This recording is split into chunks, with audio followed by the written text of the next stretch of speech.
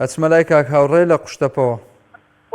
مامۆستا جان سلام علیکم ورحمة الله ورحمة الله وبركاته. کاک هاوڕێ دەستان خۆش سپاس بۆ تەوەرەکەتان. وەڵاهی من کۆمێتێکم بۆ نووسی حکوومەتەکەمە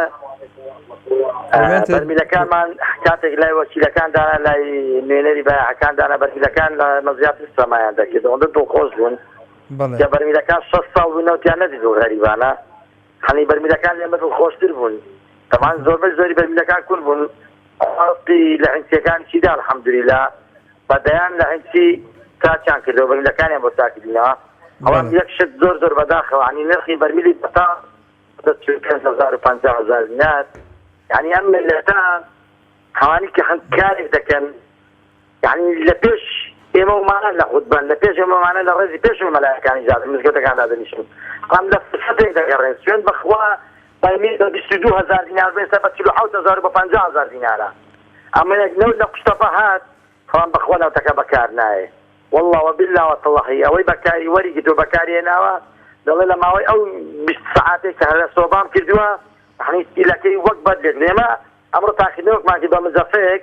كلاسيك نوع ما بمزفك غير مكت شلون بخوا كل لوني اللي هاتوا يعني كجيم لكن وقت لوني دي اما خذ كارستاتك براسي اجري ترساني هي كسوبا كان بتاعن حاجه شكان هذه يعني كاك الشخص على نوتان نداني او شخص او شخص علي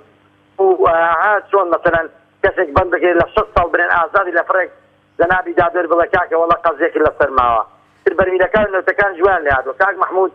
هەشتێکیش هەیە حەزم لێ ئەگەر حەسەن ڕەتەوەری بەرنامەکە لا دەمکار لە بەڕێزان ناگرم بەڕاستی حەقەوەی پەیوەندی دەکا بە کورتی ببڕێتەوە من بە هەشتی حەگەر ناوی کۆمەڵێک ڕێکخراو بێنم ئاستایی یا مەسەڵ ئەوانی هاوکاریان گەیاندووە قوشتەپە ئارێ وەڵا ئەوانەی کە هاوکاریان گەیاندووە فەرموو پێش هەموو دەستگای بەخشین دەستگایەکانی تریش سوێن دەخۆم ئەگەر ئەوان لەبان خەڵکی قوشتەپە لەم کارە ساتێ لافاوی بەسەری هات زۆر ڕەزیل دەبوو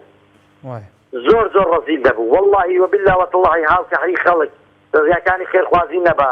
بەو کەمە هاوکاری کە تەوزیع دەکرێت بەڵام بەداخەوە خەڵکانێک لە هاوکاری حکوومەت و پارێزگا هاوکاریان وگوت والله نەک ئاو بە ماڵیاندا نەچوو سوێن بەخوا دەتوانم بەڵام لافاوەکە 6 هەندێک تریش وایە نەدەگەیشتە ماڵیان بەداخەوە کاک هاوڕێ لە مینبەرەکەی ئێوە گیان کاک هاوڕێ هەڵبەتە هەر بەخشین نەبوو دەستگای تریش هەبوو بە نمونەی دەستگای هانای خێرخوازیش خوا خێری ئەوانی من نەمیز بەڕاستی هانای خێرخوازی نا بیڵێ جاوت چۆن ئەوە ئینساف سپاس بۆ ئەم دڵسۆزیەت بەڕاستی ئەوە نیشانەی کارامەیی ڕاگەاندکارە نیشانەی دڵسۆزیەوە دەستگای بەخشین هانای خێرخوازی رابطەی ئیسلامی ئەو پیاوانە زۆر ماندوو بوون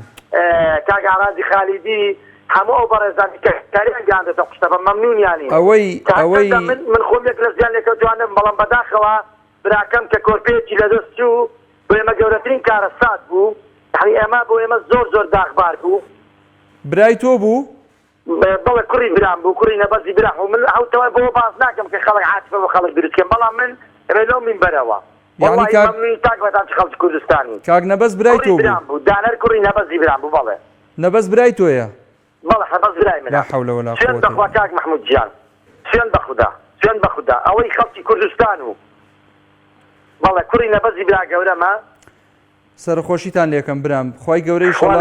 خوا لە مردی هەموو لایەکمان خۆشی هەمە ئەوەی ئێمەی دڵخۆش کردووە کارە ساتەکە لەلایەن خوا بووە شکری مەبەشی خوای گەورە یا ڕەبی خوای گەورە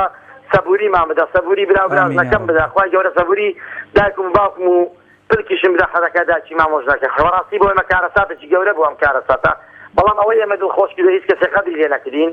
خوای گەورە دای خوای گەورە بردیەوە شکری مەبەشی بەڵام لەو میبەرەوە داواتان لێ دەکەین داوا لە خەڵک دەکەین دوعا بکەن بۆ دۆزینەوەی تەرمی برازاکەم